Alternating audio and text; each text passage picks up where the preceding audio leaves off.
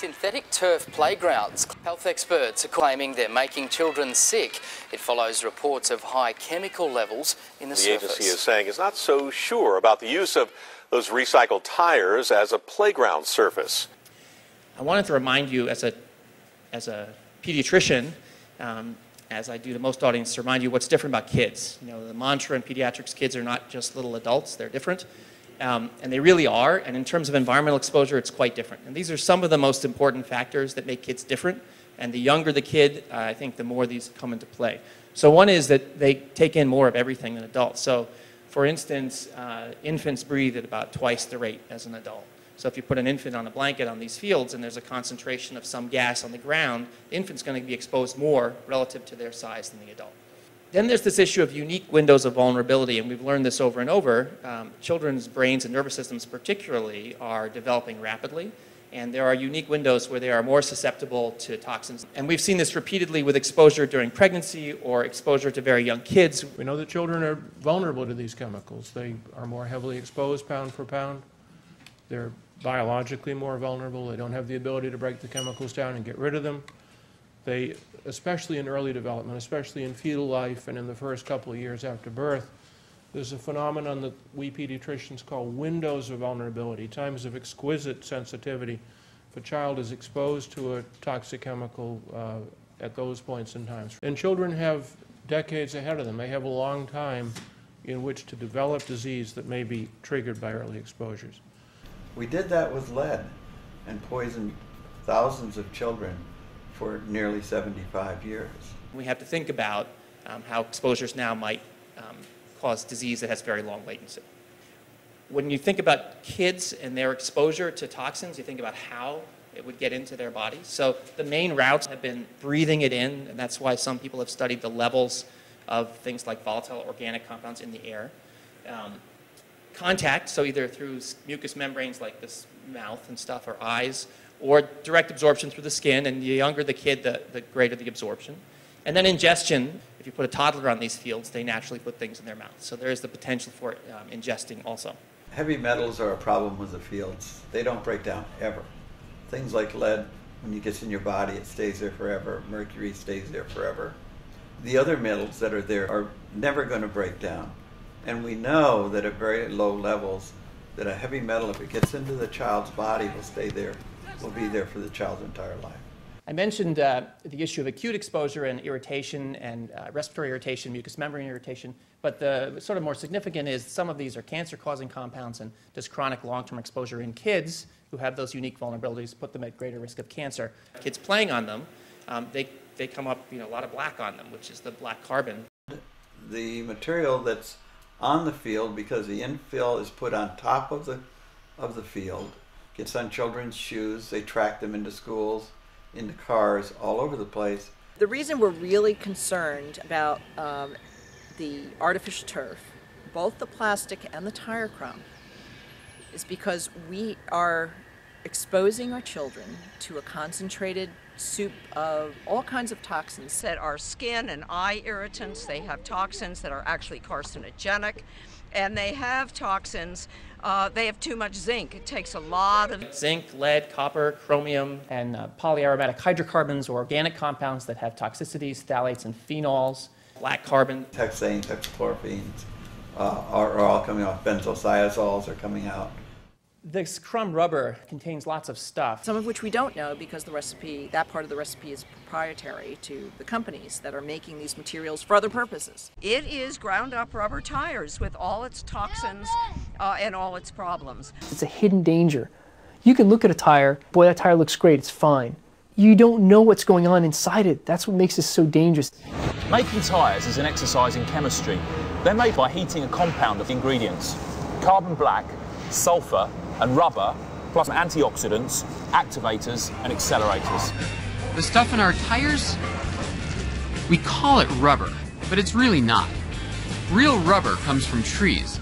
This stuff is a synthetic material made with petroleum. So if you think about what makes up a tire, it's actually made up of a lot of different things. There's the rubber, but there's also oils.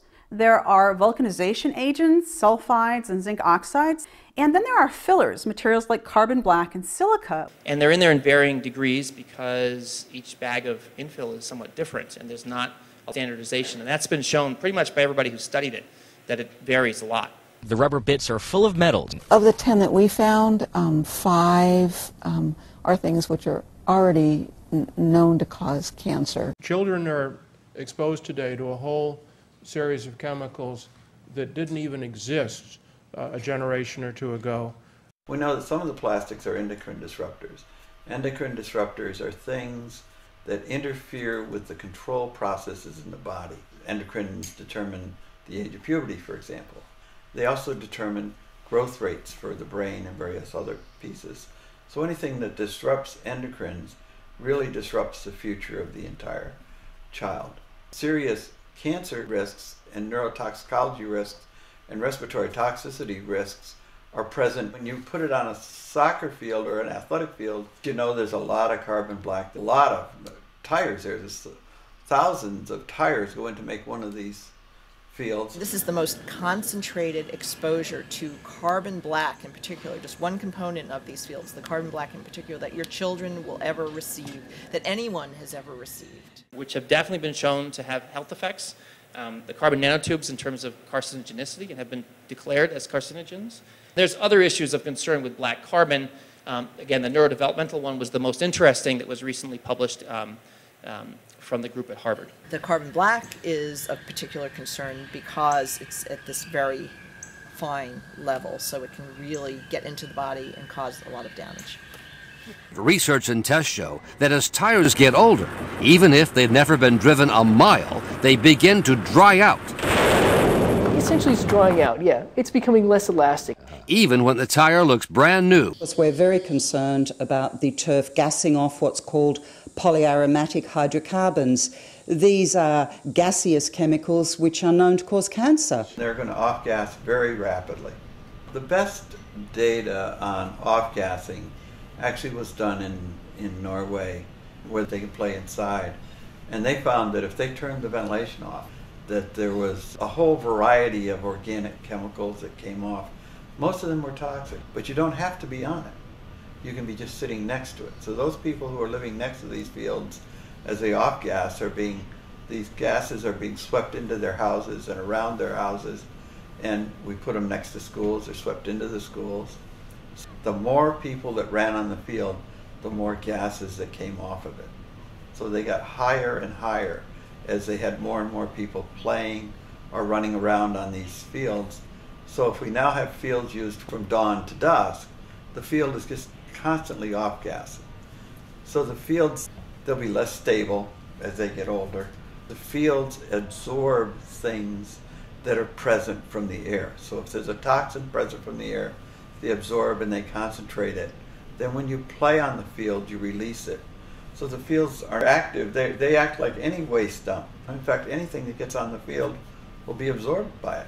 As these fields age, they'll break down. In addition to gases coming off are fine particulates that you inhale.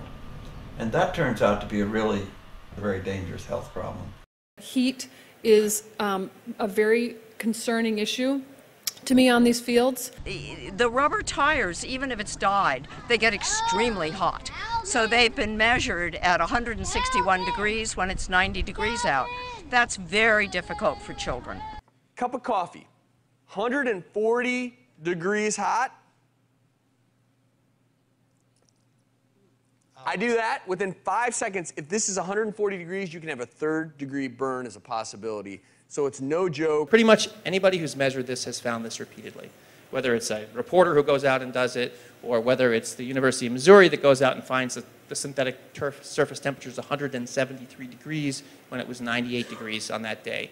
New York City found the same thing. Connecticut found the same thing. California, EPA found the same thing. Clearly, these fields get much hotter, so there's issues of tolerating the heat and dehydration. There actually were even a couple of publications about burns from them in athletes through their, in a trainer actually, through their shoes. Blistering burn. And they went back out and did average temperatures on one day, pretty high, and they found that, of course, the average and the high on artificial turf was dramatically higher than on regular grass. California was launching a major study of artificial athletic fields. Well, the worst case scenario for release of gases from like an artificial turf field would probably be the hottest weather. Vidaire says the state's budget crisis delayed his department's ability to hire contractors to perform the study before the very hot months had ended. So is it possible that because those studies got delayed, that they're not fully complete and you can't get a complete read? At first, Vidaire had to check with his department's press spokesperson before answering. Yeah, Sam, I'm not sure what you're... Then he offered this. But you're right, of course, unless we measure under these different...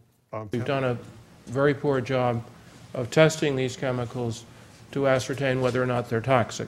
And then when it comes to the more specific question, what do we know about the impact that these chemicals might have on early childhood development?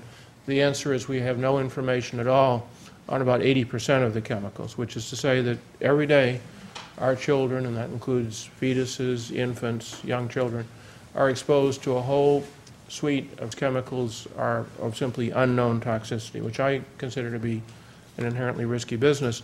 Right now, I don't know what's in this stuff underneath me, but nor does the government, and that's not good enough. These materials, it's important to know, were not made for this purpose. They were not made to be used by children.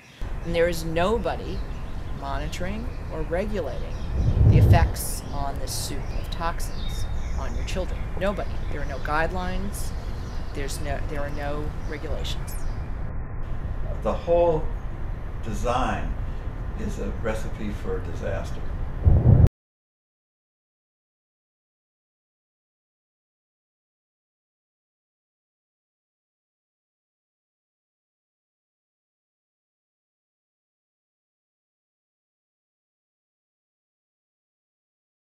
The long and the short of it is we could not find any reason why there should be a moratorium on the use of this in the city.